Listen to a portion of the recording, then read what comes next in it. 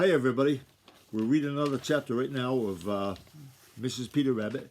As you can see by the clock, I'm reading earlier than usual and I'm glad of it, so that's good. It's only mid-afternoon. And first of all, hello to Jackson. Hi Jax. Matthew, hello Jax. Hello Matthew and Jackman. Marjorie and Emma in Maine. Hi to Malia and Lucas in Missouri. To Kai Ming and Rukai in Washington State. To Hope here in Maine. And Dylan and Lucas in Maine. Leslie and Mary way over in England. Ezzy and Indy in Oklahoma. To Kayla here in Maine. And hello to Sylvia, Macy and Lillian in Maine. Happer and Judson in Maine. Caden and Xander in Maine. Evangeline and Isaac in Rhode Island. Mabel in the country of China. Hello to Oliver, Madeline and Wyatt way out west. And Alex up in Passadumkeag, up the Penobscot River. Okay, now let's see here. Chapter 23. And if you remember the end of the last chapter, Sammy J spread the word all over the place that Peter Rabbit had brought somebody home with him.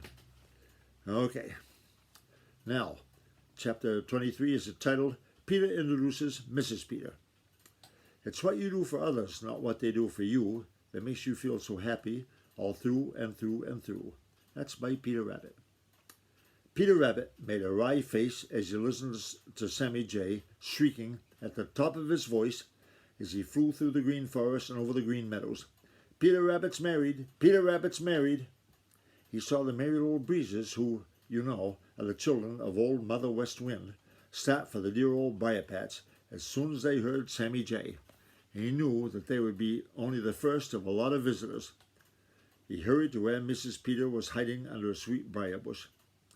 Do you hear what that mischief maker Sammy Jay is screaming? Asked Peter. Mrs. Peter nodded. Don't you think it sounds kind of nice, Peter? She asked in a bashful sort of way. Peter chuckled. It sounds more than kind of nice to me, said he.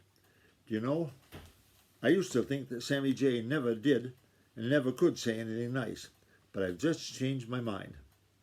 Though he isn't saying it to be nice, it really is the nicest thing I've ever heard him say. We haven't been able to keep our secret, so I think the very best thing we can do is to invite everybody to call. Then we can get it over with, have a little time to ourselves. Here come the merry little breezes, and I know that they will be glad to take the invitations for us. Mrs. Peter agreed, for she thought that anything Peter did or suggested was just about right. So the merry little breezes were soon skipping and dancing over the green meadows and through the green forest with this message. Mr. and Mrs. Peter Rabbit will be at home in the old briar patch to their friends tomorrow afternoon at shadow time. Why did you make it at shadow time? Asked Mrs. Peter. As that will give all our friends a chance to come, replied Peter.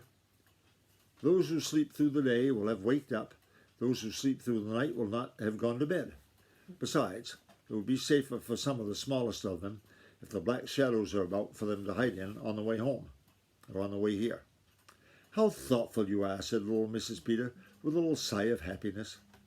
Of course, everyone who could walk, creep, or fly headed for the old briar patch the next day at shadow time, for almost everyone knows and loves Peter Rabbit.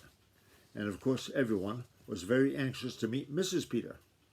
From the Smiling Pool came Billy Mink, Little Joe Otter, Jerry Muskrat, Spotty the Turtle, and Old Grandfather Frog. From the Green Forest came Bobby Coon, Uncle Billy Possum and Mrs. Possum, Prickly Porky the Porcupine, Whitefoot the Wood Mouse, Happy Jack the Gray Squirrel, Cheddar the Red Squirrel, Blacky the Crow, Sammy Jay, Old Mr. Buzzard, Mr. Mockingbird, and Sticky Toes the Tree Toad. Ha! Pretty good name for him.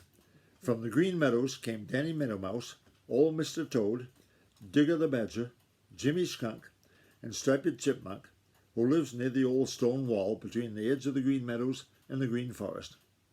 Johnny and Polly Chuck came down from the old orchard, and Drummer the Woodpecker came from the same place. Of course, Old Man Coyote paid his respects, and when he came, everybody but Prickly Porky and Digger the Badger and Jimmy Skunk made way for him with great respect. Granny and Reddy Fox and Hooty the Owl didn't call, but they sat where they could look out on and make fun. You see, Peter has fooled all three so many times that they felt none too friendly. Very proud looked Peter as he stood under a bramble bush with Mrs. Peter by his side and introduced her to his many friends, and very sweet and modest and retiring looked little Mrs. Peter as she sat beside him. Everybody said that she was too sweet for anything, and when Reddy Fox overheard that remark he grinned and said, "Not for me. She can't be too sweet for me, and I hope I'll have a chance to find out just how sweet she is." What do you suppose he meant? And that's the end of that chapter.